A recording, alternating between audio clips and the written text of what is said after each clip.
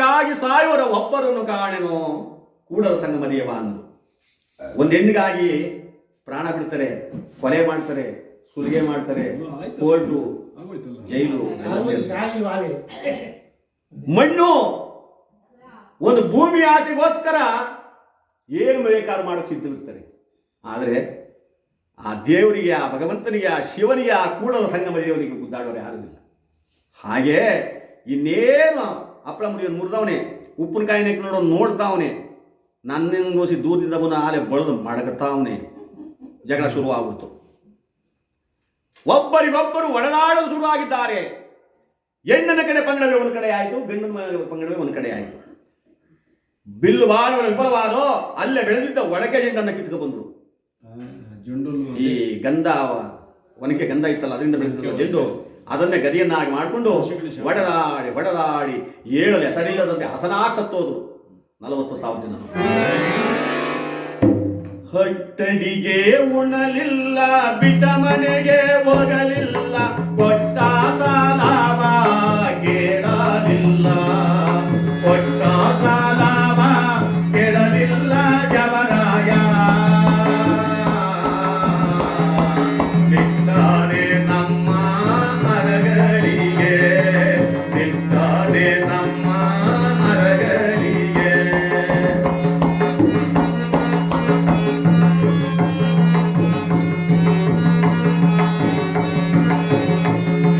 ಸಾಲಕ್ಕೆ ಭೂಮಿಲ್ಲ, ಸಾಲಕ್ಕೆ ಕೊನೆಯಿಲ್ಲ,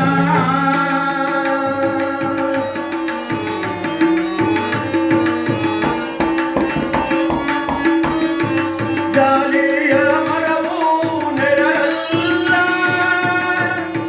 ಜಾಲಿಯ ಮರವು ನೆರಳಲ್ಲ ಹೆಣ್ಣಿಗೆ, ತಾಯಿಯ ಮನೆಯೂ ಇರಲಲ್ಲ, ತಾಯಿಯ ಮನೆಯೂ ಇರಲಲ್ಲ. ಕಟ್ಟಡಿಗೆ ಇನ್ನೂ ಉಣ್ಲಿಲ್ಲ, ಬಿಟ್ಟು ಮನೆಗೆ ನಿಂತ್ಕೊಂಡು ಒಬ್ರು ಹೋಗ್ಲಿಲ್ಲ. 40,000 ಯಾದವರು ಕೂಡ ಹೊಡೆದಾಡಿ ಹೊಡೆದಾಡಿ ಹೊಡೆದಾಡಿ ಹೆಣದಗಳ ರಾಶಿ ರಾಶಿ ಆಗಿದ್ದು. ಕೃಷ್ಣ ಬಲರಾಮರಿಬ್ಬರು ಮಾತ್ರ ಉಳ್ಕೊಂಡಿದ್ದಾರೆ. ಭಗವಂತ ಗಲ್ಲದ ಮೇಲೆ ಬೀಳಿಟ್ಕೊಂಡು ಯೋಚನೆ ಮಾಡ್ತಾ ಇದ್ದಾನಂತೆ. ಬಲರಾಮ ದೇವರು ಕೇಳಿದ್ರು, ಯಾಕಪ್ಪ ಕೃಷ್ಣ, ಏನು ಯೋಚನೆ ಮಾಡ್ತಾ ಇದೆಯೋ? ಸುಲಭದಲ್ಲಿ ಕಣ್ಣನನ್ನು ಕೊಂದೆ, ಬಲಿಯ ಪಾತಾಳಕ್ಕೆ ತುಳಿದೆ, ಕೌರವರ ವಂಶನೇ ನಾಶನ ಮಾಡಿದೆ, ಇನ್ನೇನಪ್ಪ ನೀನು ಯೋಚನೆ? ಅಣ್ಣ, ಇಲ್ಲಿ ಬಿದ್ದಿರುವ 40,000 ಶವಗಳನ್ನು ನಾನು ಮರೆ ಮಾಡೋದು ಹೆಂಗೆ ಅಂತ ಯೋಚನೆ ಮಾಡ್ತಾ ಇದ್ದೆ. ಕೃಷ್ಣ, ಎಲ್ಲವನ್ನ ಬಲ್ಲವನು ನೀನು ಆಗಿದ್ದರೂ ಕೂಡ ಒಂದೊಂದು ಸಾರಿ ಏನು ತಿಳಿಯದವನಂತೆ ಮಾತನಾಡ್ತಾ ಇದ್ದಿಲ್ಲಪ್ಪ. ನಿನ್ನ ಪಾದದಲ್ಲಿ ಹುಟ್ಟಿ ವಿಷ್ಣು ಪಾದೋದ್ಭವೇ ಎಂಬುದಾಗಿ ಹೆಸರುಗಳಿಸಿರ್ತಕ್ಕಂಥ ಗಂಗೆಯನ್ನು ಪ್ರಾರ್ಥಿಸ್ಕೋ. ಆ ತಾಯಿಯೇ ಹುಕ್ಕಿ ಬಂದು ಇಲ್ಲಿ ಬಿದ್ದಿರುವ ಶವಗಳನ್ನು ಮರೆ ಮಾಡ್ತಾಳೆ ಎಂದಾಗ ಮಂಡಿ ಊರಿ ಕುಳಿತು ಜಗತ್ತಿಗೆದೊಂದು ಪಾಠವಾಗಲಿ ಅಂತ ಭಗವಂತ ತಾನು ಪ್ರಾರ್ಥಿಸಿದಂತೆ ಆ ಗಂಗಾ ಮಾತೆಯನ್ನ ಬುಗು ಕುಡ್ತು ಗಂಗೆ. ಅಲೆಯೋಪಾದಿ ಬೆಟ್ಟದಾಕಾರವಾಗಿ ಅಲೆಗಳು ಬಂದು ಅಲ್ಲಿ ಬಿದ್ದಿರುವ 40,000 ಶವಗಳನ್ನು ದೋಚಿಕೊಂಡು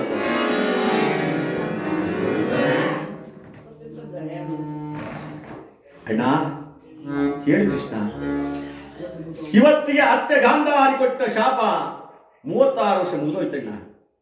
ನನಗೂ ಕೂಡ ಕಣ್ಣು ಮಂಜಾಗ್ತಾ ಇದೆ, ದೇಹವೆಲ್ಲ ನಡುಗುತ್ತಾ ಇದೆ. ಅಣ್ಣ ಅಣ್ಣ ಅಣ್ಣ, ಕೃಷ್ಣ ನಿನಗೂ ಮರಣವಿದೆ. ಭಕ್ತನಾದರೇನು, ಬಲಿಯಾದರೇನು, ಮೃತ್ಯು ನಮ್ಮನ್ನ ಯಾರನ್ನು ಬಿಟ್ಟಿದ್ದಲ್ಲ ಅಣ್ಣ, ಯಾರನ್ನು ಬಿಟ್ಟಿದ್ದಲ್ಲ. ತಡೆಯಲಾರೆ ಒಡಲಬಾರೆ ಅಣ್ಣನಿಗೇಳೋ, ತಡೆಯಲಾರೆ ಒಡಲಬಾರೆ ಅಣ್ಣನಿಗೇಳೋ, ಎತ್ತ ನೋಡಲು ಕಣ್ಗೆ ಕತ್ತಲೆ ಮುತ್ತಿಕೊಳ್ಳುತ್ತಿದೆ ಅಣ್ಣ, ಎತ್ತ ನೋಡಲು ಕಣ್ಗೆ ಕತ್ತಲೆ ಮುತ್ತಿಕೊಳ್ಳುತ್ತಿದೆ ಅಣ್ಣ.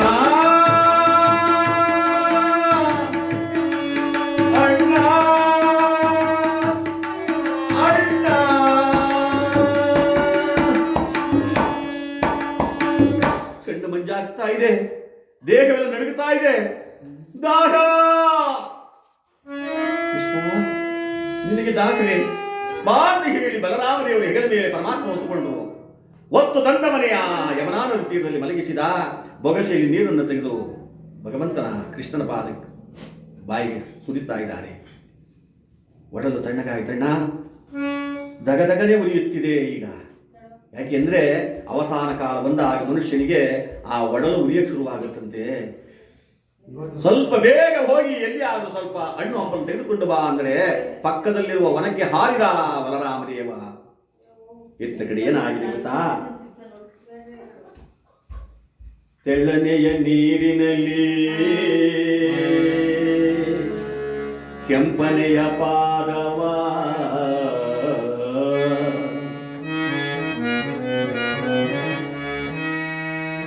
ಸುಳಿವ ತಂಗಾಳಿಯಲ್ಲಿ ವಂಗೆ ಮರದ ಸೊಂಪಿನಲ್ಲಿ ತಣ್ಣನೆ ಬೀಸ್ತಕ್ಕಂಥ ತಂಗಾಳಿ, ವಂಗೆ ಮರದ ನೆರಳು, ತಿಳಿಯಾದ ತೆಳ್ಳನೆಯ ನೀರು. ಆ ಕೆಂಪಾದ ಕೃಷ್ಣ ಪರಮಾತ್ಮ ತನ್ನೆರಡು ಅಂಗಾಲುಗಳನ್ನ ನೀರಿನಲ್ಲಿಟ್ಟ. ತಣ್ಣಗಾಯ್ತಲ್ಲ, ಆ ಎರಡು ಪಾದಗಳನ್ನ ಗಲ ಗಲ ಗಲ ಗಲ ಗಲ ಗಲ ಗಲ ಬೇಟೆಯಾಡಲು ಬಾಣಗಳನ್ನ ಹಿಡಿದು ಆ ನದಿ ತಟಾಕದಲ್ಲಿ ಅಡ್ಡಾಡುತ್ತಿದ್ದಂತ ಬೇಡ ಸುತ್ತಲೂ ನೋಡ್ದ. ಆ ವಂಗ್ಯಮರದ ನೆರಳಲ್ಲಿ ಪಾದಗಳು ಮಾತ್ರ ಕಾಣ್ತಾ ಇವೆ, ಶರೀರ ಕಾಣ್ತಾ ಇಲ್ಲ. ಯಾವುದೋ ಮೀನು ಅಥವಾ ಜಿಂಕೆಯೋ ಇರಬೇಕು ಅಂತ ಹೇಳಿ ಬತ್ತಳಿದ ಬಾಣವನ್ನು ಹೆಳೆದಂತ ಬೇಡ ಆ ಬಾಣವನ್ನ ಸೆಳೆದು ಬಿಟ್ಟುಬಿಟ್ಟ. ಬಿಟ್ಟಂತ ಬಾಣ ಸರ ಸರ ಸರ ಸರ ಸರ ಸರನೆ ಬಂದು ಕೃಷ್ಣ ಪರಮಾತ್ಮನ ಅಂಗಾಲಲ್ಲಿ ಅಣ್ಣ ಅಂತ ಹಿಂದಕ್ಕೆ ದೊಡ್ಡನೆ ಬಿಟ್ಟ ಕೃಷ್ಣ. ರಕ್ತ ಚಿಲ್ಲನೆ ಹಾರ್ತಾ ಇದೆ, ಹರಿಯುತ್ತಿದೆ ಬಿಸಿ ರಕ್ತ. ಬರಬರನೆ ಬರಳಾಡಿದ ಮಾಧವ. ಈ ಶಬ್ದ ಬಾಣ ಬಿಟ್ಟ ಬೇಡ ಕೇಳಿಸ್ತು. ಯಾರು ಮನುಷ್ಯನಿಗೆ ತಾಕಿದೆಯಲ್ಲ ಬಿಟ್ಟಂತ ಬಾಣ, ನೋಡೋಣ ಅಂತ ಹೇಳಿ ಕೈಯಲ್ಲಿದ್ದ ಬಿಲ್ಲನ್ನು ಹಿಡಿದುಕೊಂಡು ದಡ ದಡ ದಡ ಓಡೋಡಿ ಬರ್ತಾನೆ. ಭಗವಂತನ ಪಾದದಲ್ಲಿ ನಾಟಿದೆ ಬಿಟ್ಟಂತ ಬಾಣ. ಸ್ವಾಮಿಯರಿಯದೆ ಓರನೆ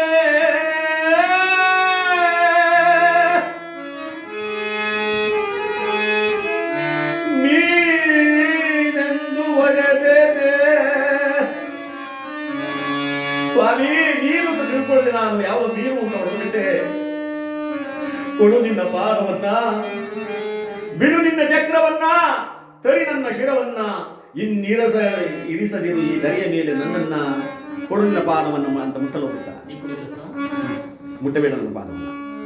ನಾನು ಪಾಪಾತ್ಮ, ನೀವು ಪುಣ್ಯಾತ್ಮ. ಗಾಯದ ನೋವಿನಿಂದ ಏನೇನೋ ಮಾತನಾಡಬೇಡ ಕೃಷ್ಣ, ಮಾತನಾಡಬೇಡ. ಅದೆಷ್ಟೋ ಜನ ಯೋಗಿಗಳಿಗೆ, ತಪಸ್ವಿಗಳಿಗೆ, ಜ್ಞಾನಿಗಳಿಗೆ ನಿನ್ನ ಪರಮ ಪಾದವನ್ನ ಕೊಟ್ಟು ಮುಟ್ಟಿ ಅವರು ಪುನೀತರಾಗಿದ್ದಾರೆ. ನನ್ನಂತ ಪಾಪಿಗಳಿಗೆ ನಿನ್ನ ಪಾದವನ್ನು ಮುಟ್ಟಿಸಲಾರಿಯ, ಕೊಡುವುದಾಗಿ ಮುಟ್ಟಬೇಡ. ಹೇಗೆ ಕೃಷ್ಣ, ನಾನೇ ಹಾಗೆ ಪುಣ್ಯಾತ್ಮ, ನೀನೇಗೆ ಪಾಪಿ? ಹಿಂದೆ ತ್ರೇತಾಯುಗದಲ್ಲಿ ರಾಮಾವತಾರದಲ್ಲಿದ್ದಾಗ ಮರೆಯಲ್ಲಿ ನಿಂತು ನಾನು ನಿನ್ನ ನೋಡಿದ್ದೆ. ಈಗ ಆ ಪಾಪ ಕಾರ್ಯದಲ್ಲಿ ಮುಗಿದೆಯಪ್ಪ. ಪ್ರತಿಯೊಂದು ಜೀವಿಯು, ಪ್ರತಿಯೊಬ್ಬ ಮನುಷ್ಯನು ಒಂದೊಂದು ನಿಮಿತ್ತವಾಗಿ ಪ್ರಪಂಚದಲ್ಲಿ ಜನ್ಮ ತಾಳ್ತಾನೆ ಅನ್ನೋದಕ್ಕೆ ನಾವೇ ಸಾಕ್ಷಿ. ಹುಟ್ಟಬೇಡ ನನ್ನ ಪಾದ. ಹಿಂದಿನ ಜನ್ಮದಲ್ಲಿ ವಾಲಿಗೆ ಇಂದ್ರನಿಂದ ಹೊಡೆದಿದ್ದಕ್ಕೆ ಮರೆಯಿಂದ ಹೊಡೆದಿದ್ದಲ್ಲ ರಾಮ, ಕೃಷ್ಣ ಇವಾಗ ಬಾಣದಿಂದ ಹೊಡೆದ. ನಂಬಲಾರೆ ವಾಸುದೇವನ ಅನಗಿ ಮಾತನ್ನು ನಂಬಲಾರೆ. ತೋರು ನಿನ್ನ ಆ ರೂಪವನ್ನ.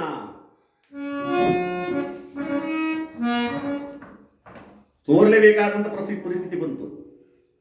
ಕೋದಂಡ ಪಾಣಿಯಾಗಿ ರಾಮಾವತಾರದಲ್ಲಿ ಭಗವಂತ ತಾನು ಥಟ್ಟರ ಮೇಲೆ ನಿಂತುಕೊಂಡ.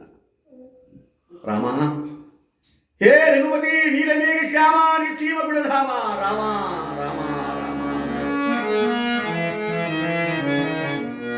ರಾಮ ರಾಮ ರಾಮಾಯ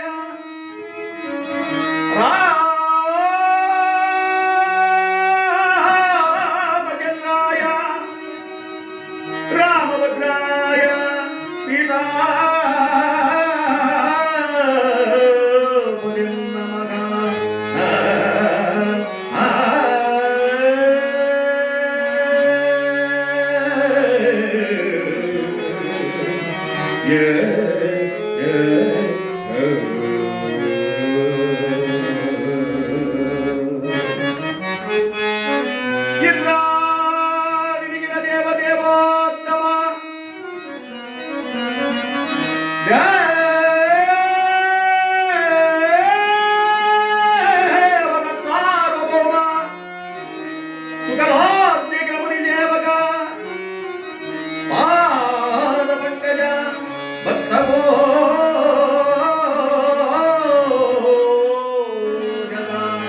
ಶ್ರೀರಾಮಚಂದ್ರ ನಮಸ್ತೆ ನಮಸ್ತೆ ನಮಗ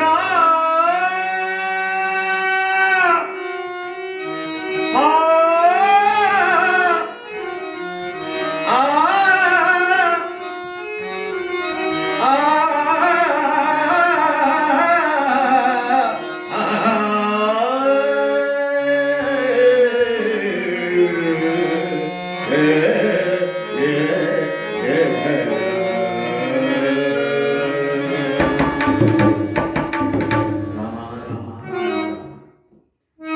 ಕುಸುಮಭೂಷಿತನಾದ ಹೇ ವಸುಮತೀಶನೇ ಅಸಾಸುರ ವಂದಿತನಾದ ಹೇ ಜಗದರನೇ ಶೈಲರು ಪದ್ಮರುಗ ವರಗಣಾದಿತ್ಯ ಕುಲ ಸಮೂಹ ಭಂಜನ ಹೇ ಶಿಶಯಾತ್ರಾಳ ಪ್ರೇಮಿ ವರಕುರಂಗ ಚಿತ್ರಶೀಲ ನಿವಾಸಿ ರಮಾದಮ ಆದಿಮೂರ್ತಿ ಪರಾಶರ ಅಂಬರೀಷ ಶುಕ ಸನಕಾದಿಗಳಿಗೆಲ್ಲ ನಿಂದವಾದ ಪಾದಾರಗಳನ್ನು ತೋರಿದನಿಗೆ ಕೋಟ್ಯಾನು ಕೋಟಿ ವಂದನವೇ ಕೋರಿದರು ಶತವಂದನವೇ ಶತರಾಜರ ಪ್ರೇಮಿ ಏಕವಂದನವೇ ಹೇ ಜಗನ್ನಾಥ ಯಾವ ತರಣೆ ಜನಾದ ಸುಗ್ರೀವನನ್ನು ಸಲ್ಲಿಸಿದ ತೆರನಾಗಿ ಎನ್ನನ್ನು ಕೂಡ ಉದ್ಧರಿಸಿ ನಿನ್ನ ಪಾದಾರ ಬಿಂದದಲ್ಲಿ ನನಗೆ ಸ್ವಲ್ಪ ಸ್ಥಳವನ್ನು ಕೊಟ್ಟು ಕಾಪಾಡು ರಾಮ ರಾಮ ರಾಮ ರಾಮ.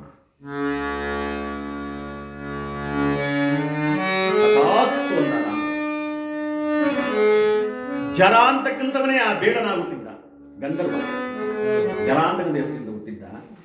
ಯಾವಾಗ ಮೋಕ್ಷ ಸಿಕ್ತಲ್ಲ ಥಟ್ಟನೆ ತನ್ನ ನಿಜ ಸ್ವರೂಪವನ್ನು ತಾಳಿ ತಾನು ಗಂಧರ್ವ ಲೋಕ ಕೊಟ್ಟೋದ. ಭಗವಂತ ಅಂದರೆ ಅದೇನೆ. ಏನು ತಾನಿಷ್ಟೇ ಕಷ್ಟದಲ್ಲಿದ್ದರೂ ಕೂಡ ಎಲ್ಲರನ್ನ ಮೋಕ್ಷದಾಯಕನಾಗಿ ಮಾಡುವುದೇ ಅವನ ಕರ್ತವ್ಯ. ಸನ್ಮಾರ್ಗಕ್ಕೆ ಕರ್ಕೊಂಡು ಹೋಗುವುದೇ ಅವನ ಕರ್ತವ್ಯ. ಆ ಬೇಡರಿಗೆ ಮೋಕ್ಷ ಕೊಟ್ಟ. ತಾನು ನೋವನ್ನ ಬಾಣದ ಏಟಿನಿಂದ ನೋವನ್ನು ತಿಂತ ನಲರ್ತಾ ಇದ್ದಾನೆ. ಅಣ್ಣ ಅಣ್ಣ ಬಲರಾಮ ದೇವರು ಹಣ್ಣು ಹಂಪಲು ತಗೊಂಡು ಬಂದು ನೋಡ್ತಾರೆ. ಏನು ಕೃಷ್ಣ, ಯಾವ ಪಾಪಗಳಿಗೆ ಘಾತಕವನ್ನು ಮಾಡಿದವರು ಅವರೆಲ್ಲೇ ಇರಲಿ, ಅವನಿಂದ್ರನಾಗಲಿ ಚಂದ್ರನಾಗಲಿ ಬೋನಿಗೆ ಬ್ರಹ್ಮಾಂಡ ನಾಯಕನಾಗಲಿ ಎಲ್ಲವನ್ನ ಧರನ ಹೆಳತಂದು ಈ ಭೂಮಿಯ ಪರ್ಯಂತ ರಂಡ ದೇವತೆಗಳ ಗೌತಮ ಕೊಟ್ಕೊಂಡು ಹೇಳನ್ನ ಅವನು ಯಾವನು ಅಂದ. ಶಾಂತಿಯಾಗಬಣ್ಣ, ಶಾಂತಿಯಾಗ. ನೀನು ಆದಿಶೇಷ ಅವತಾರಿ, ನಿನಗೆ ಉಗ್ರವಾದ ಕೋಪ ಇದೆ ಅಂತ ನಾನು ಬಲ್ಲೆ. ಯಾವ ಪಾಪಿಗಳೂ ನಮಗೆ ತೊಂದರೆಯನ್ನು ಕೊಟ್ಟಿಲ್ಲ ಅಣ್ಣ. ನಮಗೆ ಮೋಕ್ಷಕ್ಕೆ ಮಾರ್ಗವನ್ನು ತೋರಿದ್ದಾರೆ, ಮೋಕ್ಷಕ್ಕೆ ಮಾರ್ಗವನ್ನು ತೋರಿದ್ದಾರೆ. ಅದಕ್ಕೆ ಹೇಳ್ತಾರೆ ಪುರಂದರದಾಸರ ಮಾತನ್ನ, ಯಾವತ್ತೂ ಕೂಡ ನಮಗೆ ಕೆಡುಕನ್ನ ಬಯಸೋದು ಅದು ನಮಗೆ ಮೋಕ್ಷಕ್ಕೆ ಮಾರ್ಗ ತೋರಿದಂತೆ. ಹೌದು, ಎದರ ಪಾರ್ಟಿ ಇರಬೇಕು. ಅಂದಿದ್ದ ಕೇರಿ ಹ್ಯಾಂಗೆ ಶುದ್ಧಿಯೋ ಹಾಂಗೆ ಕಾಣೋ ನಿಂದಕರೆಂಬುವರು ನಿಂದನೆ ಎಂಬ ಮಲವ ತಿಂದು ಪೋಪರೆಯ ಅಂತ ಪುರಂದರದಾಸರು. ನಿಂದಕರಿರಬೇಕಿರಬೇಕಯ್ಯ. ನಿಂದಕರಿದ್ರೆ ಏನಾಗುತ್ತೆ? ಹಂದಿ ಇದ್ದ ಕೇರಿ ಹೆಂಗೆ ಶುದ್ಧಿ ಆಗುತ್ತೆ? ಹಂದಿದ್ರೆ ಎಲ್ಲ ತಿನ್ಕೊಬೋದನೆ. ಹಾಗೆ ನಿಂದಕರಂತಕ್ಕಂಥವರು ನಮ್ಮಲ್ಲಿರ್ತಕ್ಕಂಥ ದುರ್ಗುಣಗಳನ್ನ ದುರಾಚಾರಗಳನ್ನ ಅವ್ರು ತಿಳ್ಕೊಂಡು ನಮಗೆ ಒಳ್ಳೆ ಮಾರ್ಗವನ್ನು, ಒಳ್ಳೆ ಬುದ್ಧಿಯನ್ನು, ಜ್ಞಾನವನ್ನು ಕಲ್ಪಿಸ್ಕೊಳ್ತಾರೆ. ಅದನ್ನು ಭಗವಂತ ಹೇಳ್ತಾ ಇದ್ದಾನೆ. ಅವರು ಯಾರು ನಮಗೆ ಪಾಪಿಗಳಲ್ಲ ಅಣ್ಣ, ನಮಗೆ ಸನ್ಮಾರ್ಗವನ್ನು ತೋರಿದವರು. ಇವತ್ತಿಗೆ ಅತ್ತೆ ಗಾಂಧಾರಿ ಕೊಟ್ಟಂಥ ಶಾಪ ಇಲ್ಲಿಗೆ ಮುಗಿದೋಗ್ಬೇಕು. ಇವತ್ತೇ ನಾವು ಈ ಪ್ರಪಂಚವನ್ನು ಬಿಟ್ಟು ಹೋಗ್ಬೇಕು. ನೀನು ಆದಿಶೇಷ, ನಾನು ಶ್ರೀಮನ್ನಾರಾಯಣ ಅವತಾರ, ವೈಕುಂಠ ಬರಿದಾಗಿದೆ. ಹಾಸಿಗೆ ಆಗಿ ನೀನು ಯಾವಾಗಲೂ ನನ್ನಲ್ಲಿ ಇರಬೇಕು. ನಮಗೆ ಈ ಲೋಕದ ವ್ಯಾಪಾರ ಮುಗಿಯಿತು, ನಡೆ ಹೊರಡೋಣ ಅಂತ ಹೇಳಿ ಎಣೆ ಹಾವಿನಂತೆ ಇಬ್ಬರು ಕೂಡ ತಬ್ಬಿಕೊಂಡು ಆ ಯಮುನಾ ನದಿ ತೀರದಲ್ಲಿ ಅಣ್ಣ ತಮ್ಮಂದಿರಿಬ್ಬರು ಕೂಡ ಪ್ರಾಣ ಬಿಡಲಾಗ ಸಂಕಟ ಪಡ್ತಾರೆ. ಪ್ರಾಣ ಬಿಡಕ್ಕೂ ಸಂಕಟ ಪಡಬೇಕಂತ ನೀವು ಕೇಳ್ಬೋದು. ಕೊಡಲೇಬೇಕು. ಈ ಪ್ರಾಣ ಸುಮ್ಮನೆ ಹೋಗಲ್ಲ. ಕೆಲವರು ಸುಮ್ಮನೆ ಎದುರ್ಸಕ್ಕಂತಾರಷ್ಟೇ. ನಾನಿವತ್ತು ಇಲ್ಲದೆ ಹೋದನು, ನಿನ್ನ ಮಕ್ಕಳು ನೀನು ಕೈ ಕೊಟ್ಟಿದ್ದೀನಿ, ನೀನು ಕೊಟ್ಟಿರೋ ದುಡ್ಡು ಅಲ್ಲೇ ಇಟ್ಟಿದ್ದೀನಿ, ನನಗೂ ನಿನ್ಗೂ ಬಿಡಾಯ್ತು, ನೀವು ನನ್ನ ಗೊತ್ತಾನೆ ಅಯ್ಯೋ ಖಂಡಿತ ಉಳ್ಕೊಳ್ಳೋ ಹೊಡೆ ಕಡೆ ಆಯ್ತಾ ಅಂಥವ್ರು ಯಾರು ಸಾಯಲ್ಲ. ಅಲ್ಲ ಸಾಯಲ್ಲ ಅಂದ್ಬಿಟ್ಟು ನೀವು ಹಂಗೆ ಬಿಟ್ಬಿಟ್ಟಿರ, ಹಂಗೆ ಬಿಟ್ಬಿಡ್ತಾರೆ ಅವರು. ಆದರೆ ಇಲ್ಲಿ ಭಗವಂತನ ಆಣತಿಯಂತೆ ಎನೆ ಹಾವಿನಿಂದ ತಪ್ಪಿಕೊಂಡು ಸಂಕಟ ಪಡ್ತಿರ್ಬೇಕಾದ್ರೆ ವೈಕುಂಠದಲ್ಲಿ ಯಾವ ಮಹಾನುಭಾವನ ಆಗ್ತಕ್ಕಂಥ ಶ್ರೀಮನ್ನಾರಾಯಣನಲ್ಲಿ ಬರಿದಾಗಿದೆ. ಸ್ವರ್ಗಾಧಿಪತಿಯಾದ ದೇವೇಂದ್ರ ಕಳಿಸ್ಕೊಟ್ಟ ಮಾತುಡಿ ಅಂತಕ್ಕಂಥ ಸಾರಥಿಯನ್ನು ಹೋಗಪ್ಪ ಕರ್ಕೊಂಬ ವೈಕುಂಠಕ್ಕೆ ಭಗವಂತನ ಕರ್ಕೊಂಡ್ಬಿಡು. ಬಂದು ಕೇಳ್ಕೊತಾ ಇದ್ದಾನೆ, ದಯಮಾಡು ರಂಗನಾಥ, ದಯಮಾಡು ಹೋಗೋಣ. ಆಡಬಾರ್ದು ಆಟಗಳನ್ನ ಆಡಿ ಮಾಡಬಾರ್ದು ಪಾಪ ಮಾಡಿದ್ದೀನಿ, ನಾನು ಬರಲಾರಿಯಪ್ಪ, ನನಗೊಂದೇ ಒಂದು ಸಹಾಯ ಮಾಡಿ. ಏನು ಮಾಡಬೇಕು? ಯಾರಿಗೆ ಮೋಸ ಮಾಡಿದ್ರು ಭಾಮೈದು ಮೋಸ ಮಾಡಬಾರ್ದು ಅಂತ ದೊಡ್ಡವರ ಹರಿಯೋಗ್ತಿ. ಮಧ್ಯಮ ಪಾಂಡವನಾದ ಅರ್ಜುನ, ನಾನು ಪ್ರಾಣ ಬಿಡುವ ಮುನ್ನ ನಾನು ಎರಡು ಮಾತನ್ನು ಅವನ ಜೊತೆ ಮಾತನಾಡಬೇಕು. ಹೋಗು ಹಸ್ತಿನಾವತಿಗೆ ಹೋಗಿ ಆ ಅರ್ಜುನಲ್ಲಿ ಕರ್ಕೊಂಡು ಬರಪ್ಪ.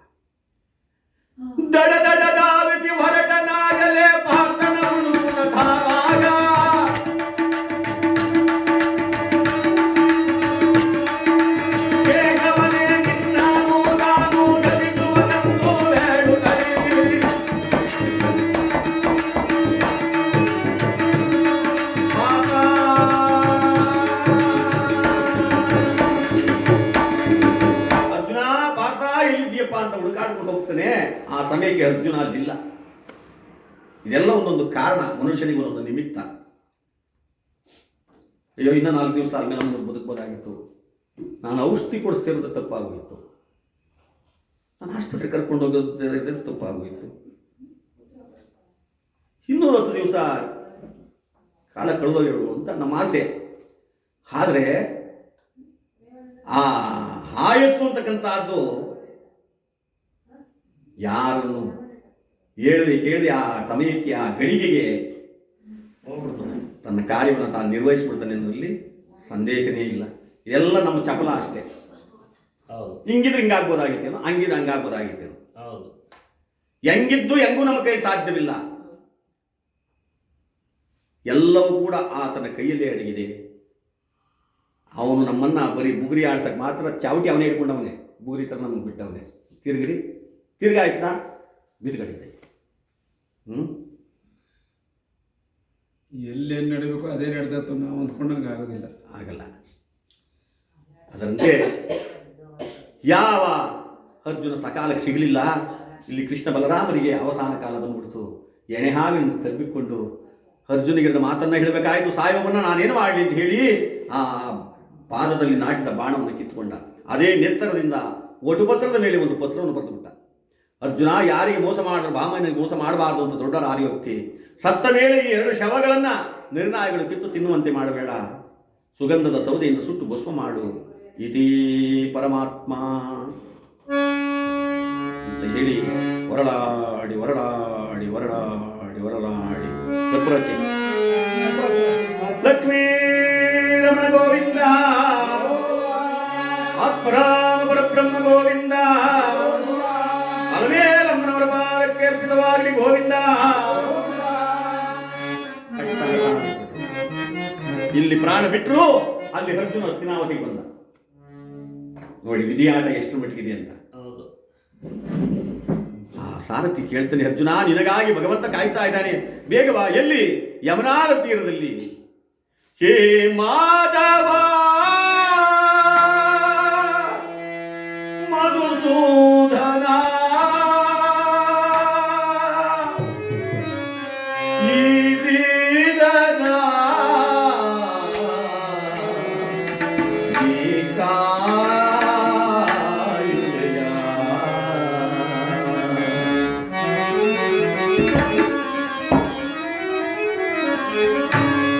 ಹೇ ಮಾಧವ ಮಧುಸೂದನ, ಈ ದೀನನ ಈ ಕಾಯುವೆಯ.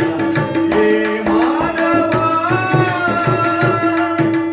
ಕರಡಲಾರಿಸಿ ನಗವನ ಓಡಿಸಿ ಓಡಿ ಬಂದ ಆತ್ಮ.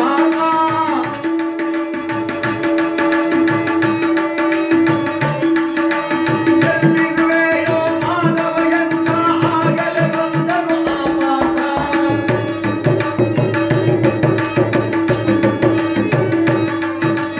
ಹೇ ಮಾಧವ ಮಧುಸೂದನ, ನಿನಗಾಗಿ ನಾ ಓಡಿ ಬಂದೆ. ಹೇ ಮಾಧವ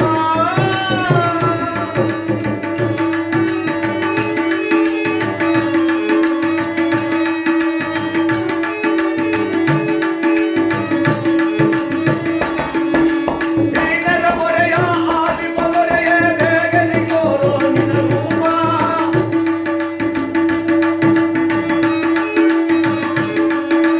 ದೀನರ ಮೊರೆಯ ಆಲಿಪವರೆಯ ಬೇಗನೆ ತೋರೋ ನಿನ್ನ ರೂಪ. ಎರಗುವೆನೋ ನಾ ಚರಣ ಕಮಲಗೆ, ಎರಗುವೆನೋ ನಾ ಚರಣ ಕಮಲಗೆ, ತೋರೋ ಹರಿಯೇ ನಿನ್ನ ರೂಪ.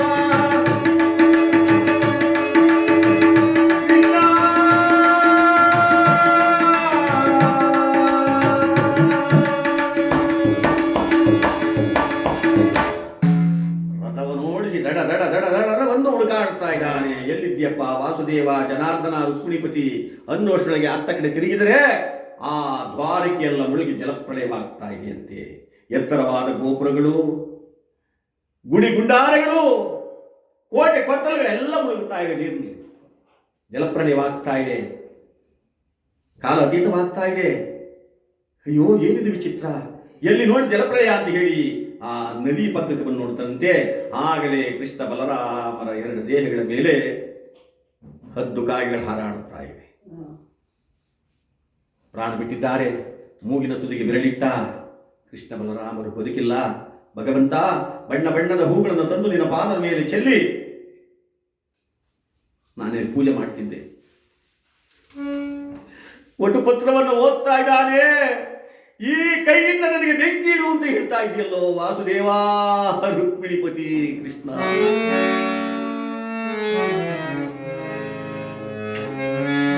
ಕಣ್ಣೀರನ್ನು ಸುರಿಸುತ್ತಾ ಹಲ್ಲಲ್ಲಿ ಬಿದ್ದಿದ್ದ ಒಣಕಾಷ್ಟಗಳನ್ನು ಎಳತನ್ನ ಸಾಲಾಗಿ ಜೋಡಿಸಿದ ಅರ್ಜುನ ಎರಡು ಶವಗಳನ್ನ ಸೌದೆ ಮೇಲೆ ಮಲಗಿಸಿದೆ. ಕೈಯಲ್ಲಿ ಹತ್ತಿಗೆಯನ್ನಿಟ್ಟುಕೊಂಡು ಕೃಷ್ಣ ಮಣ್ಣಿಂದ ಕಾಯ ಮಣ್ಣಿಂದ ಮಣ್ಣಿಂದ ಕಾಯ ಮಣ್ಣಿಂದ ಮಣ್ಣಿಂದ ಕಾಯ ಮಣ್ಣಿಂದ ಮಣ್ಣಿಂದ ಕಾಯ ಮಣ್ಣಿಂದ ಮಣ್ಣ ಬಿಟ್ಟವರಿಗೆ ಆಧಾರವೇ ಇಲ್ಲ, ಮಣ್ಣ ಬಿಟ್ಟವರಿಗೆ ಆಧಾರವೇ ಇಲ್ಲ. ಕೇಳಿದೆಯ ನೀವು ಅಣ್ಣಗಳಿಂದ ಮಣ್ಣಿಂದ ಕಾಯ ಮಣ್ಣಿಂದ ಮಣ್ಣಿಂದ ಕಾಯ ಮಣ್ಣಿಂದ ಪತ್ತ ಬಂಗಾರವ ಬೆಳೆಯುವುದು ಮಣ್ಣು, ಪತ್ತ ಬಂಗಾರವ ಬೆಳೆಯುವುದು ಮಣ್ಣು, ಪತ್ತವರ ನೋಡಿ ಉಡುವುದು ಮಣ್ಣು. ಪತ್ತ ಬಂಗಾರವ ಬೆಳೆಯುವುದು ಮಣ್ಣು, ಪತ್ತವರ ನೋಡಿ ಉಡುವುದು ಮಣ್ಣು. ಉತ್ತಮವಾದ ವೈಭವದ ಮಣ್ಣು.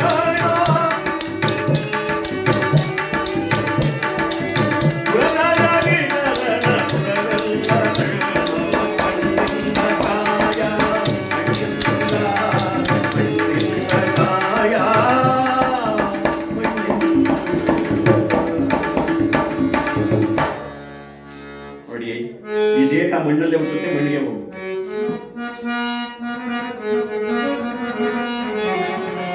ಅದಕ್ಕೆ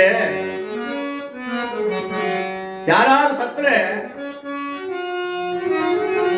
ಎಲ್ಲಿಗೆ ಹೋಗಿದ್ರಿ? ಮಣ್ಣಿಗೆ ಹೋಗಿದ್ದೆ. ಆ ಮಣ್ಣು ಮಾಡಕ್ಕೆ ಹೋಗಿದ್ದೆ. ಮಣ್ಣಿನಲ್ಲೇ ಹುಟ್ಟಿ ಮತ್ತೆ ಮಣ್ಣಿಗೆ ಸೇರುತ್ತೆ ಇದೆಯಲ್ಲ. ಸತ್ತ ಮೇಲೆ ಕೆಲವರು ಹೇಳ್ತಾರೆ ಇಲ್ಲ ಹಸಿರು ಮೇಲೆ ಕೂತಿರ್ತದೆ, ಅಂಚಿನ ಮೇಲೆ ಕೂತಿರ್ತದೆ, 11 ದಿನ ಕಳೆಯ ಗಂಟ ಮಕ್ಕಳು ಮರಿಯೆಲ್ಲ ನೋಡ್ಕೊಂಡು ಹೋಗುತ್ತೆ ಅಂತ. ಖಂಡಿತವಾಗಿಯೂ ಇಲ್ಲ. ಕಾಲಜ್ಞಾನದ ಪ್ರಕಾರ ಹೇಳೋದಾದರೆ ಯಾವ ಪ್ರಾಣ ಬಿಟ್ಟ ತಕ್ಷಣ ಆ ಪ್ರಾಣ ಪಕ್ಷಿ ಹಾರಿ ಹೋಗಿ ನಭೋಮಂಡಲದಲ್ಲಿ ಸೇರ್ಕೊಂಡ್ಬಿಡುತ್ತೆ.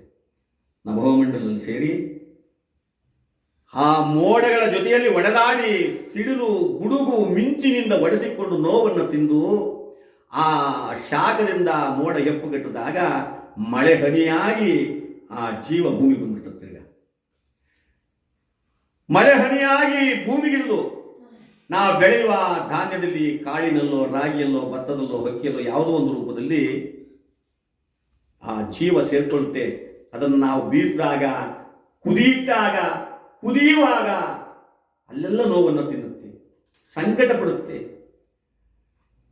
ಅನ್ನವನ್ನು ಮುದ್ದೆಯನ್ನು ನಾವು ಮಾಡಿ ಅದನ್ನು ಪುರುಷನಾಗಿರ್ತಕ್ಕಂಥ ನಾವು ಊಟ ಮಾಡಿದಾಗ ಅದೇನಾಗುತ್ತೆ, ವೀರ್ಯಾಣುವಾಗಿ ಮೈಯಿಂದ ಉತ್ಪತ್ತಿಯಾಗಿ ಆ ಜೀವಾಣುವಾಗಿ ಆ ಋತುಮತಿಯಾದ 16ನೇ ದಿವಸಕ್ಕೆ ತಾಯಿ ಗರ್ಭದಲ್ಲಿ ಅದು ಸೇರುತ್ತೆ. 1ನೇ ತಿಂಗಳಿಗೆ ಅದು ಕಡ್ಡಿ ಆಕಾರವಾಗಿ, 2ನೇ ತಿಂಗಳಿಗೆ ಮಾಂಸದ ಮುದ್ದೆಯಾಗಿ, 3ನೇ ತಿಂಗಳಿಗೆ ನರನಾಡಿಗಳನ್ನು ಸೇರಿಸಿ, 4ನೇ ತಿಂಗಳಿಗೆ ಮೆದುಳನ್ನು ಕೊಟ್ಟು, 5ನೇ ತಿಂಗಳಿಗೆ ಆ ಕೈಕಾಲುಗಳನ್ನು ಜೋಡಿಸಿ, 6ನೇ ತಿಂಗಳಿಗೆ ಯಾವ ಆ ಮಗುವಿಗೆ ಚಲನ ಬಲನ ಗತಿಯನ್ನು ಕೊಡ್ತದೆ. 6 ತಿಂಗಳಿಗೆ ಮಗು ಒದ್ದಾಡ್ತದೆ ನೋಡಿ ಅಂತ ನೋಡಿ. ಹೌದು. ಯಾ ಕಡೆಗೆ ಗೊತ್ತಾ ಇದೆ ಬಲಗಡಿಕೆ, ಹಂಗಾಗಿ ಗೆದ್ದೆ ಕಡೆ ನೀನು ಅಂದ್ರೆ ಗಂಡಾಯ್ತದೆ ಅಂತ. ಯಾ ಕಡೆಗೆ ಎಡಗಡಿಕೆ ಈ ಸರು ಅಂತದೆ ಬಾ. ಆ 6ನೇ ತಿಂಗಳನ್ನ ಮುಗಿಸಿಕೊಂಡು 7ನೇ ತಿಂಗಳಿಗೆ ಕಾಲಿಟ್ಟಾಗ ತನ್ನ ಹಿಂದಿನ ಜನ್ಮದ ಪೂರ್ವಾಪರದ ಸ್ಥಿತಿಯನ್ನೆಲ್ಲ ಮಗುವಿಗೆ ಜ್ಞಾನ ಕೊಟ್ಬಿಡುದಂತೆ ಭಗವಂತ. ಅದಕ್ಕೆ ಪುರಂದರದಾಸರು ಒಂದು ಕಡೆ ಹಾಡಿದ್ದಾರೆ, ಯಾಕೆ ನೂಕಿದೆಯೋ ಸ್ವಾಮಿ, ನನ್ನನ್ನು ಯಾಕಪ್ಪ ಇಲ್ಲ ನೂಕಿದ್ದೀಯ? ಈ ಕಡೆ ನೋಡು ಬಟ್ಟು, ಈ ಕಡೆ ನೋಡ್ರೆ ಮಲಮೂತ್ರ, ಮಾಂಸದ ಮುಂದೆ ರಕ್ತ ಕೀವು, ಇಂತಹ ಸ್ಥಳಕ್ಕೆ ನನ್ನ ನೂಕ್ಬಿಟ್ಟಲ್ಲಪ್ಪ, ಅಯ್ಯೋ ನನ್ನ ಆಚೆ ಕಳಿಸ್ಬಿಡು ಅನ್ನುವಾಗ 8ನೇ ತಿಂಗಳು ತುಂಬುತ್ತೆ. 8ನೇ ತಿಂಗಳು ತುಂಬಿದಾಗ ನಾನು ಎಷ್ಟೊತ್ತಿಗೆ ಹಾಕಿ ಹೋಗಬೇಕು ಅಂತ ಅದು ಕಾಯ್ತಾ ಇರುತ್ತೆ. 9ನೇ ತಿಂಗಳಿಗೆ ಆ ಮಹತಾಯಿ ಗರ್ಭದಿಂದ ಈಚೆಗೆ ಬಂದ ತಕ್ಷಣ ತನ್ನ ಪೂರ್ವಾಪರದ ಜನ್ಮವೆಲ್ಲ ಮರೆತು ಹೋಗಿ ಕೋಟ್ ಸೀಲ್ ಎಷ್ಟು ಒಂದೇ ಸಾರಿ ಹೊಡಬಿಟ್ರೆ ಶಬ್ದವಾಯಿತು, ಅಷ್ಟು ಶಬ್ದ ಆಗ್ಬಿಡ್ತದೆ ಈಚೆ ಬಂದಾಗ. ಅದಕ್ಕೆ ಆ ಮಗುಗೆ ಆ ಶಬ್ದದಲ್ಲಿ ಎಲ್ಲ ಹಿಂದಿನದೆಲ್ಲ ಮರೆತೋಗುತ್ತೆ. ಈ ಭೂಮಿಗೆ ಬಂದು ನಾನು, ನನ್ನದು, ನನ್ನವರು, ನನ್ನ ಹೆಂಡತಿ, ನನ್ನ ಮಕ್ಕಳು, ನನ್ನಪ್ಪ, ನನ್ನಮ್ಮ, ಈ ಹಲವಾರು ಎಲ್ಲ ಈ ಗುಂಪನ್ನು ಕಟ್ಟಿಕೊಂಡು ತಾನು ಬದುಕುತ್ತೆ. ಮತ್ತೆ ಹೋದಾಗ ಮಣ್ಣಿಗೆ ಸೇರುತ್ತೆ. ಅದಕ್ಕೆ ಹೇಳ್ತಾರೆ, ಮಣ್ಣಿಂದ ಕಾಯ ಮಣ್ಣಿಂದ, ಭತ್ತ ಬಗಾರವ ಬೆಳೆಯುವುದು ಮಣ್ಣು, ಸತ್ತವರನ್ನು ಹೂಳಿ ಸುಡುವುದು ಮಣ್ಣು, ಉತ್ತಮವಾದ ವೈಕುಂಠವೇ ಮಣ್ಣು, ಪುರಂದರ ವಿಠಲನ ಪುರವೆಲ್ಲ ಮಣ್ಣು. ಅಂತಹ ಮಣ್ಣಲ್ಲಿ ಮಣ್ಣಾಗಿ ನಮ್ಮ ಹಲಮೇಲಮ್ಮನವರು ಹೊರಟೋಗಿದ್ದಾರೆ. ನಮ್ಮ ಜಾನಪದಕಾರರು ಅದಕ್ಕೊಂದು ಹಾಡನ್ನು ಹೇಳ್ತಾರೆ, ಜವರಾಯ ಬಂದಾರೆ ಬರಿಗೈಲಿ ಬರಲಿಲ್ಲ. ಜವರಾಯ ಅಂದರೆ ಜಾನಪದದಲ್ಲೇ ಹಾಗೆಲ್ಲ ಜವರಾಯ ಅಂತಲೇ ಕರಿತಿದ್ರು ಯಮರಾಯನ. ಜವರಾಯ ಬಂದಾರೆ ಬರಿಗೈಲಿ ಬರಲಿಲ್ಲ, ಕುಡುಗೋಲ್ ಕೊಡಲೊಂದೆಗಲೇರಿ ಒಳ್ಳೊಳ್ಳೆ ಮರವ ಕಡಿ ಬಂದ, ಒಳ್ಳೆ ಪರ ಬಿಡುವ ಮರವ ಕಡಿ ಬಂದ. ಜವರಾಯ ಬಂದಾರೆ ಬರಿಗೈಲಿ ಬರಲಿಲ್ಲ, ಜವರಾಯ ಬಂದಾರೆ ಬರಿಗೈಲಿ ಬರಲಿಲ್ಲ, ಹುಡುಗೋಲ್ ಕೊಡಲೊಂದೆಗಲೇರಿ ಒಳ್ಳೊಳ್ಳೆ ಮರವ ಕಡಿ ಬಂದ, ಒಳ್ಳೆ ಪರ ಬಿಡುವ ಮರವ ಕಡಿ ಬಂದ.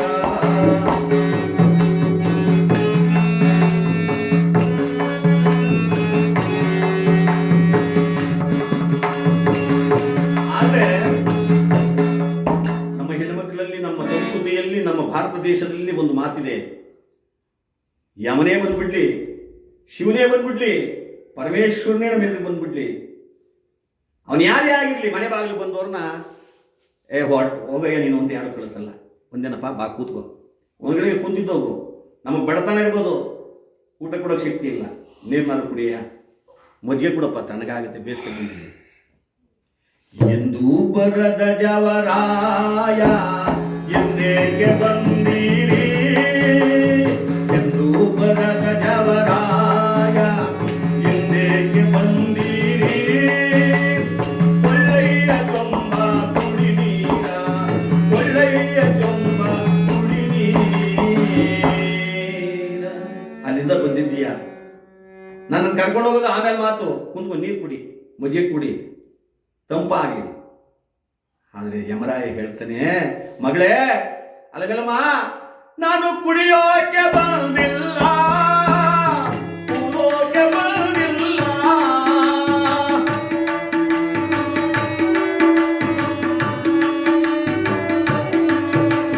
ಕುಡಿಯೋಕೆ ಬಂದಿಲ್ಲ, ನಾನು ಕುಡಿಯೋಕೆ ಬಂದಿಲ್ಲ, ಅನ್ನದ ಋಣವು ಮುಗಿದೋಯ್ತು, ಅನ್ನದ ಋಣವು ಮುಗಿದೋಯ್ತು, ಅಮ್ಮನೆ ನಡೆಯೇ ಅಲ್ಲಮ್ಮ, ಅಮ್ಮನೆ ನಡೆಯೇ ಅಲ್ಲಮ್ಮ.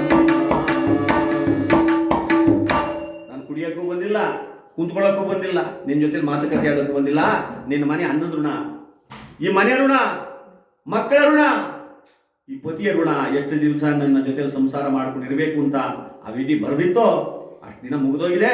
ನೀನು ಇಲ್ಲಿ ನೀರಕ್ಕೆ ಸ್ಥಳ ಇಲ್ಲ, ನಡೆಯಮ್ಮ. ಜವರಾಯ ಇನ್ನೊಂದು ಮಾತು ಹೇಳ್ತೀನಿ ಕಣೋ, ಅದಕ್ಕಾದ್ರೂ ನಾನು ಬಿಟ್ಟು ಹೋಗು ಅಂತಾಳೆ.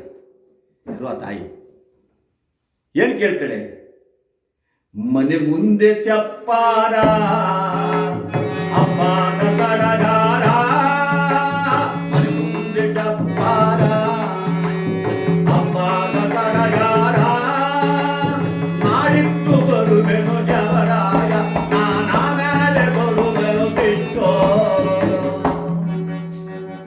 ಹಬ್ಬ ಹತ್ರಕ್ಕೆ ಬಂದ್ಬಿಡ್ತು, ಸುಣ್ಣ ಬಣ್ಣ ಮಾಡಬೇಕು, ಹೊಸ್ದಾಗಿ ಮನೆ ಕಟ್ಟಿದ್ದೀನಿ, ಚಪ್ರ ಹಾಕ್ತಿದ್ದೀವಿ, ದೇವ್ರಿಗೆಲ್ಲ ಬರ್ತವೆ, ಅಡುಕಾಯಿ ಕೊಡಬೇಕು, ಮಗಳು ಮದುವೆ ಮಾಡಿಲ್ಲ, ಇನ್ನು ನಾನೇನೇನು ಸಂತೋಷ ಪಡ್ಬೇಕಾಗತ್ತೆ, ನನ್ನ ಬಿಟ್ಬಿಡು.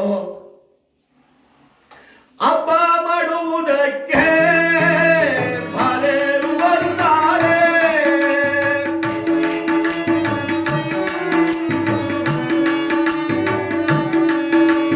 ಹಬ್ಬ ಮಾಡುವುದಕ್ಕೆ ಬಾಲೆರು ಬರುತ್ತಾರೆ, ಮನೆಯಾರು ನಾವು ತೀರಿತು, ಮನೆಯಾರು ನಾವು ತೀರಿತು, ನಡೆಯೇ ನೀವು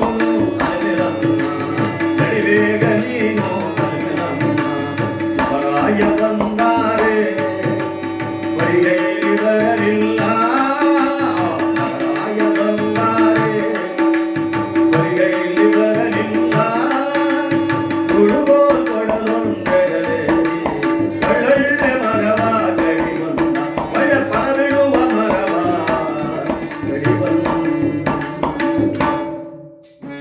ನಾನು ಯಾರಿಗೂ ಕೆಟ್ಟದ್ದು ಮಾಡಿಲ್ಲ ಕಣೋ, ಒಬ್ಬರು ಗಂಟು ತಿಂದಿಲ್ಲ, ಒಬ್ಬರು ದ್ರೋಹ ಮಾಡಿಲ್ಲ, ಎಡಗೈಲಿ ಕಾಗೆ ಹೊಡೆದಿಲ್ಲ, ಇನ್ನೊಬ್ಬರು ದೋಚ ಹಾಕೊಂಡಿಲ್ಲ. ನನ್ನ ಯಾಕೆ ಕರ್ಕೊಂಡೋಯ್ತಿ, ಇನ್ನೊಂದು ಹಾಕ್ತೀನಿ ಬಿಡೋ, ನನ್ನ ಆಸೆ ಎಲ್ಲ ತೀರ್ಸ್ಕೊತೀನಿ, ನಾನು ಬಿಟ್ಬಿಟ್ಟು ಹೋಗೋ. ಮಾಳಿಗೆ ಮಾಳಿಗೆ ಐರಕ್ಕನದ ಮಾಳಿಗೆ,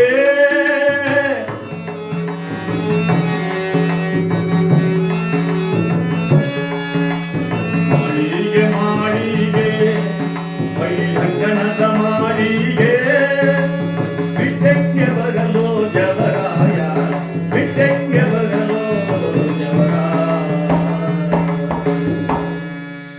ಒಳ್ಳೆ ಮನೆ ಕಟ್ತೇನೆ, ಸಂತೋಷವಾಗಿರಬೇಕು, ಇನ್ನೂ 10 ದಿವಸ ನಾನು ಬದುಕಬೇಕು, ನನ್ನ ಆಸೆ ಎಲ್ಲ ತೀರಿಸ್ಕೋಬೇಕು, ನಾನು ಬರೋಕ್ಕಾಗಲ್ಲ ಕಣೋ, ನನ್ನನ್ನು ಬಿಟ್ಬಿಡೋ ಯಮರಾಯ, ನಾನು ಬಿಟ್ಬಿಡೋ, ನಾನು ಬಿಟ್ಟು ಏನು ಮಾಡಿದ್ರು ಬಿಡ. ನಿನ್ನ ಆಯಸ್ಸು, ಅನ್ನದ ಋಣ, ಮನೆ ಋಣ, ಮಕ್ಕಳ ಋಣ, ಪತಿಯ ಋಣ ಅಂತಕ್ಕಂಥ ಏನು ಋಣ ಇದೆಯೋ ಎಲ್ಲ ಋಣ ತೀರೋಗಿದೆ ಕಣಮ್ಮ. ನಿನಗೆ ನಿನ್ನ ಜಾಗ ಇಲ್ಲ, ನಿನ್ನ ನಡಿ ಅಂತ ಕರ್ಕೊಬಿಟ್ಟಿದ್ದಾನೆ. ಅಂದಮೇಲೆ ಅಂತಹ ಅಲಮೇಲಮ್ಮನವರಿಗೆ ಆ ಭಗವಂತ ಪಾದತಳಲಾರು ಸ್ವಲ್ಪ ಸ್ಥಳಾವಕಾಶವನ್ನು ನೀಡಿ ಅವರ ಆತ್ಮಕ್ಕೆ ಶಾಂತಿಯನ್ನು ಕಲಿಸ್ರಿ. ದುಃಖ ತಪ್ತರ ಇರ್ತಕ್ಕಂಥ ನಮ್ಮ ಕರಿಯನ್ಮಯ್ಯನವರನ್ನು ಮಗಳಾಗ್ತಕ್ಕಂಥ ನಿನ್ನ ಹೆಸರು ಹೇಳಮ್ಮ, ಮೇಘನ. ನೋಡಿ ತಬ್ಬಲಿ ಮಾಡಿ, ತಬ್ಬಲಿ ಮಾಡಿದೆಯ ಓ ಶಿವನೇ, ತಬ್ಬಲಿ ಮಾಡಿದೆಯ, ತಬ್ಬಲಿ ಮಾಡಿದೆಯ ಮಗಳ, ತಬ್ಬಲಿ ಮಾಡಿದೆಯ, ಹೆಂಗೆ ಮರೆಯಲಿ ನಿನ್ನ ನಾನವ್ವ,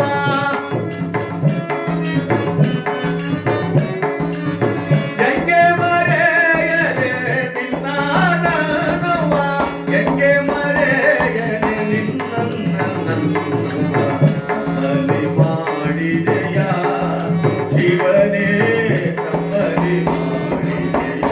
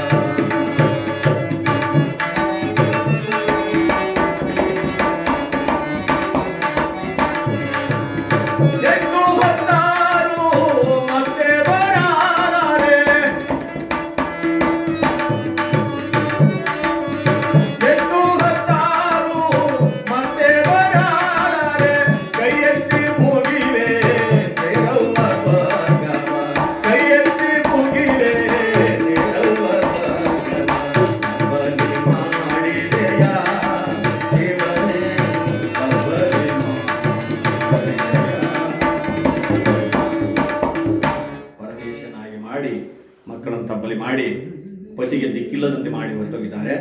ಭಗವಂತ ಅವರಿಗೆ ಸ್ವರ್ಗಸ್ಥಾನವನ್ನು ನೀಡಲಿ ಅಂತ ಹೇಳ್ತಾ ಏನಾರ ಸ್ವಲ್ಪ ಪ್ರಸಾದ ಇದು ಮಾಡ್ಕೊಬಿಡಿ.